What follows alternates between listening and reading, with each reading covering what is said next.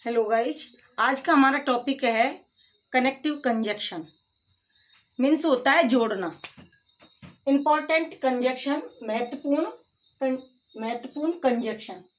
तो इसका मतलब होता है जोड़ना। कंजक्शन का मतलब होता है जोड़ना। तो कुछ कंजक्शन मैंने यहाँ पे डाले हुए हैं इम्पोर्टेंट वाले। एंड मीन्स होता है और, बट, लेकिन, और, या, सो, इसलिए, दैट, जोड़ना, बिकॉज, क्योंकि, इफ, अगर, यदि, इसका दोनों मीन्स होता है। अनलेस, जब तक, नहीं। वाइल, जबकि। सिंस, जबकि। बिफोर, इससे पहले की। आफ्टर, इसके बाद। सो दैट, ताकि। नॉर, और नहीं। फॉर, क्योंकि। कनेक्टिव कंजक्शन में एज का यूज है। एज का यूज कहाँ कहाँ पर किया जाता है? एज का अर्थ होता है बिकॉज। जब एक वाक्य दूसरे वाक्य का कारण हो तो ऐसे वाक्य को एज से जोड़ दिया जाता है। She was a happy, he had passed the examination.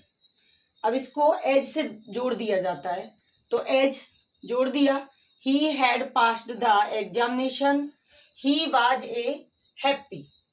अब इसका नेक्स्ट रूल है, एक कार्य को करते हुए दूसरे कार्य को करना हो तो ऐसे वाक्यों को एज से जोड़ दिया जाता है। मतलब एक कार्य कर रहे हैं और उसी के बारे में दूसरा कार्य हो रहा हो तो उसको भी एज से जोड़ दिया जाता है। जैसे कि यहाँ पे सी सॉन्ग, सी रीड। एक ही है जो क्या कर रही है, वो सॉन्ग भी गा रही है और रीड भी कर रही है। सी रीड एज सी सॉन्ग। इसके कुछ और रूल्स भी हैं। पहले काम के समाप्त होने से पहले यदि दूसरा काम हो तो ऐसे वाक्य को भी एज से जोड़ा जाता है। पहले काम के समाप्त होने से पहले यदि दूसरा काम हो तो ऐसे वाक्य को भी एज से जोड़ा जाता है। अब जैसे कि चलो वो एग्जाम्पल डालेंगे। तीसरा इसका रूल्स है, ढंग अथवा तरीके को प्रकट करने के लिए भी अगर कोई तरीका बताना है किसी सेंटेंस में तो उसके लिए भी एज का यूज किया जाता है। तुलना करने के लिए, तुलना, किसी की तुलना कर रहे हैं हम या तुलना के बारे में बात कर रहे हैं तो उसके लिए भी एज का प्रयोग किया जाता है।